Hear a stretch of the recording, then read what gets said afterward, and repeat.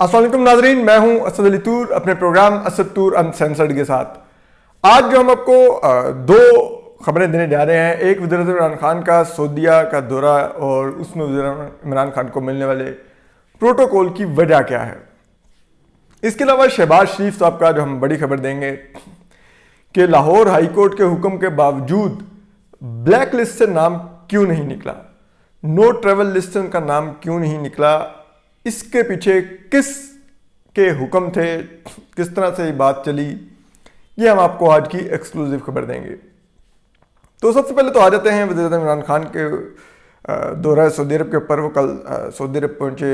Saudi जो मोहम्मद बिन सलमान हैं, जो क्राउन प्रिंस हैं, और आप कह सकते हैं कि डिफेक्टो रूलर इस टाइम वही हैं। जो शाह सलमान हैं वो तो बहुत ज़्यादा एजिड हैं, बीमार हैं, वो तो डिसीजन लेते, डिसीजन मोहम्मद बिन सलमान हैं, he is the one who is calling the shots. तो उन्होंने एयरपोर्ट आकर वज़ीर आज़म इमरान खान को वेलकम किया और वो उनको लेकर गए। ये बड़ा ही सिग्निफिकेंट है, एक गैर मामूली चीज़ है। अगर आप देखे जाए पिछले कुछ अरसे में जो पाकिस्तान के और सऊदी अरब के जो ताल्लुकात रहे, ये मोहम्मद बिन सलमान थे जो जब पाकिस्तान आए, जब वज़ीर आज़म इमरान खान की हुकूमत बनी, तो ये बड़े दिलचस्प ताल्लुकात हैं। ये बताया जाता है कि मोहम्मद बिन सलमान को जो पाकिस्तान का एक होता है कि जब भी कोई नया वज़ीर आज़म आता है तो सबसे पहले वो सऊदी अरब जाता है और फिर चीन जाता है अपने ताल्लुकात के सिलसिले में। तो सबसे पहले जब वज़ीर आज़म इमरान खान की हुकूमत आई तो army chief general Qamar Javed Bajwa ने वज़ीर आज़म इमरान खान को एडवाइस की कि आप जाएँ, जाकर सऊदी अरब का दौरा करें। तो वज़ीर इमरान खान ने कहा कि मैंने भी डोमेस्टिक इशूज़ देखने हैं, मुझे कुछ टाइम चाहिए। उन्होंने टाइम मांगा। उसके बाद जो सऊदीज़ थे वो वेट कर रहे थे कि पाकिस्तानी वज़ीर आज़म आएंगे। तो फिर पाकिस्तान की मिलिट्री क़यादत ने, army chief general Qamar Javed Bajwa ने दौरा करके उनको दोबारा से दरख्वास्त की कि थोड़ा डिले कर दें, वो आएंगे ज़रूर, सबसे पहले सऊदीया का ही दौरा करेंगे। उसके बाद वज़ीर इमरान खान गए। सऊदी अरब ने पाकिस्तान के लिए बड़े गर्मजोशी का इजहार किया, पाकिस्तान को $3 अरब का डिपॉजिट दे दिया बैंक में रखने के लिए, जबकि $3 अरब की जो डेफर्ड पेमेंट की जो ऑयल फैसिलिटी थी वो भी ऑफ़र की। उसके बाद सऊदी जो क्राउन प्रिंस थे मोहम्मद बिन सलमान, वो पाकिस्तान भी आए।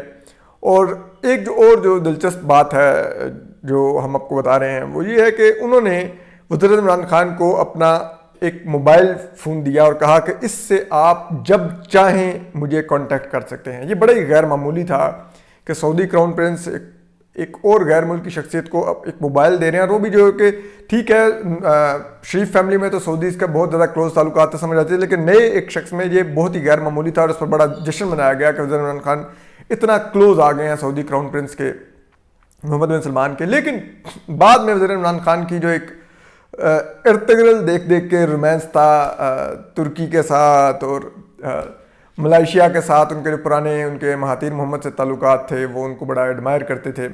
तो उस चीज़ ने और फिर ईरानी इस कनेक्शन ने, इन्होंने जब वो एक नया ब्लॉक बनाने की कोशिश की और पाकिस्तान ने उसके पलड़े में वज़ीर आज़म इमरान खान के विजन के तहत वज़न डाला तो सऊदीज़ नाराज़ हो गए। उन्होंने प्री मेच्योर अपने जो उन्होंने डिपॉजिट्स रखवाए हुए थे पाकिस्तान के पास $3 अरब के, वो भी वापस मांग लिए। उन्होंने पाकिस्तान को जो ऑयल फैसिलिटी थी डेफर्ड पेमेंट की वो भी ना दी। तो ये बड़े गैर मामूली थे। उसके बाद सऊदीज़ ने पाकिस्तानी जो लेबर थी वहाँ से उनको निकालना शुरू कर दिया। यूएई ने पाकिस्तान पर वीज़ा बैन कर दी। पाकिस्तान एक बड़े उसमें आ गया। पाकिस्तान ने कश्मीर पर सपोर्ट मांगी तो तो सऊदी अरब ने सनब कर दी और इवन के ओआईसी के इजलास के एजेंडे में ना शामिल करने दी फॉरेन मिनिस्टर्स की। पाकिस्तान के लिए बड़ी एम्बेरसमेंट और चीज़ें थीं और पाकिस्तान को इससे एहसास हुआ कि वो ना सिर्फ आलमी दुनिया में इस टाइम आइसोलेशन का शिकार है बल्कि डोमेस्टिक फ्रंट पर भी है। तो अब अचानक से जबकि सऊदी वज़ीर इमरान खान पर इतना गुस्से में थे, ये क्या हुआ कि वज़ीर इमरान खान अब जा रहे हैं, पहले आर्मी चीफ जाते हैं, वो मुलाकातें करते हैं, क्राउन प्रिंस मोहम्मद बिन सलमान से मुलाकातें करते हैं, फिर अब वज़ीर आज़म इमरान खान भी जाते हैं, तो वो एयरपोर्ट लेने आ जाते हैं। इसके पसे पर्दा वजह क्या है, हम आपको उसके पर्दा देखिए। वज़ीर इमरान खान और पाकिस्तान के पास देने के लिए सऊदी अरब को क्या है, एक या तो हम इसराइल को तस्लीम कर सकते हैं क्योंकि सऊदी इस टाइम बहुत ज़्यादा लॉबिंग कर रहे हैं मुस्लिम वर्ल्ड में इसराइल को तस्लीम करवाने के लिए। दूसरा, हम सीपेक और दीगर चीज़ों के ऊपर लेवरेज दे सकते हैं, उसको स्लो कर सकते हैं। तीसरा, हम कश्मीर सरेंडर कर सकते हैं।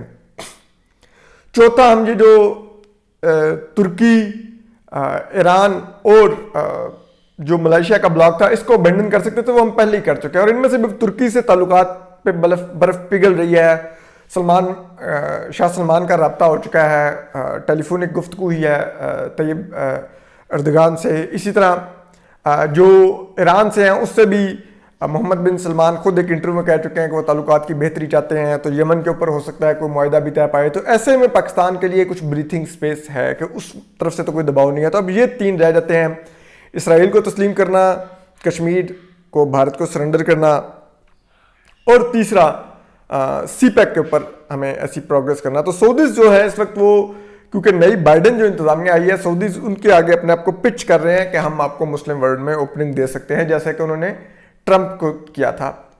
और उसमें उन्होंने जो चीज़ें जहाँ पर वो पाकिस्तान को अब बाइडेन इंतजामिया सऊदीज के थ्रू इन्फ्लुएंस कर रही है, वो एक सी पैक को स्लो करना, दूसरा अफगानिस्तान में पोस्ट जो अमेरिकन विड्रॉल होगी उसमें तालिबान के साथ एक ऐसी सेटलमेंट करना कि उनको अगली रजीम का हिस्सा बनाया भी जाए तो वो बंदूक के जोर पे ना हो, और जो अशरफ गनी और ये लोग हैं ये भी उस तरह मौजूद रहें जो अमरीकी और दीगर मगरबी ममालिक के इंटरेस्ट को प्रोटेक्ट करते हैं।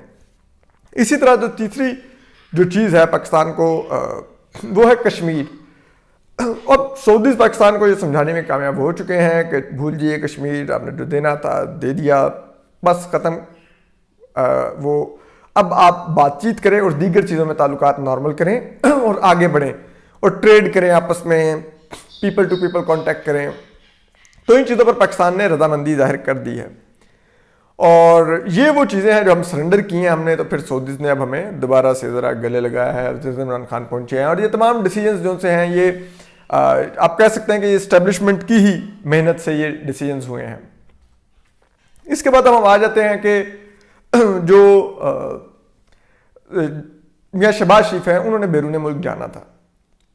अब मियाँ शहबाज शरीफ क्यों बैरून मुल्क नहीं जा सके, हालांकि अब तो इस्लामाबाद लाहौर हाई कोर्ट ने उनके हक में एक फ़ैसला दे दिया और उनको इजाज़त दे दी कि 5 जुलाई तक बाहर रह कर इलाज करवा सकते हैं।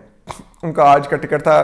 नून लीग ने वैसे तो बड़ी स्मार्ट स्ट्रेटजी खेली थी कि इन्होंने जिस दिन जाना था बैरून मुल्क, ईद की छुट्टियां आनी थी, जो लास्ट वर्किंग डे था, उस दिन की इन्होंने दरखास्त दायर करके इन्होंने अपना केस फिक्स करवाया हुआ था और उसमें हेयरिंग हुई और उसमें इनके हक में फ़ैसला आ गया। अब वैसे एक बात तो है कि अब वज़ीर इमरान खान को भी समझ आ गई होगी, जो बार बार लोगों कहते थे कि मैं NRO नहीं दूंगा, कि NRO उन्होंने नहीं देना होता। लेकिन जो मियाँ शहबाज शरीफ का नाम निकला, मियाँ शहबाज शरीफ लेकिन बैरून मुल्क नहीं जा सके। उनका नाम ECL में, ECL कह रहे हैं ब्लैक लिस्ट में बदस्तूर मौजूद रहा। FIA ने कहा कि हम सिस्टम अपग्रेड नहीं कर सके। अभी नून लीग वाले कह रहे हैं कि फिर जुल्फी बुखारी का कैसे निकल गया था, एयरपोर्ट से एक वज़ीर इमरान खान ने कॉल की थी और उनका नाम निकल गया था। तो भी जुल्फी बुखारी इस्टेब्लिशमेंट कह दिए हैं, आदमी तो शहबाज शरीफ साहब भी इस्टेब्लिशमेंट के बहुत करीब है। और जो हुकूमत के पास जो इंटेलिजेंस इत्तलात है जिस पर हुकूमत थोड़ी तशवीश का शिकार थी, वो ये थी कि शहबाज शरीफ ने अब नून लीग में दोबारा से कन्विंस किया है सबको कि देखो हम पॉपुलर हैं, बाई इलेक्शंस जीत रहे हैं, लेकिन हम इस्टेब्लिशमेंट के लिए काबिल कबूल नहीं। तो हमें 2023 से पहले तक अपने आप को इस्टेब्लिशमेंट के लिए काबिल कबूल बनाना है। उसके लिए उन्होंने इस्टेब्लिशमेंट से दोबारा से मुज़ाकरात शुरू किए थे और अब वो कुछ इसी ही चीज़ों की मज़ीद मंजूरी और मियाँ नवाज शरीफ को मज़ीद न्यूट्रल करने के लिए लंदन जा रहे थे।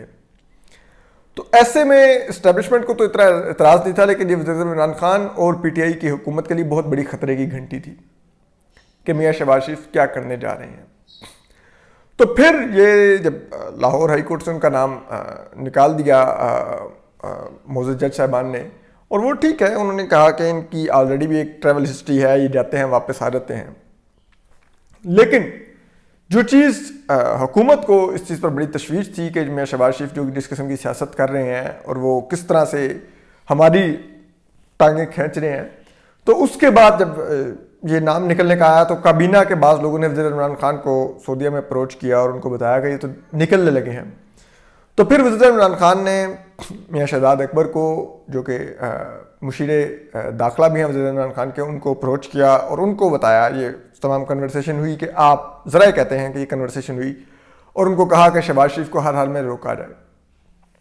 तो शहजाद अकबर साहब ने, जो FIA है, DG FIA को ऑर्डर किए कि शहबाज शरीफ का नाम नहीं निकलेगा ब्लैक लिस्ट से, और अब फिर वो जवाब दे दिया गया कि वो तो अपग्रेड नहीं हो सकी, तो डिस्पाइट कोर्ट ऑर्डर्स हम अपग्रेड नहीं कर सके, हमारे पास अभी कोर्ट ऑर्डर्स नहीं पहुंचे, नाम नहीं निकाला हमने।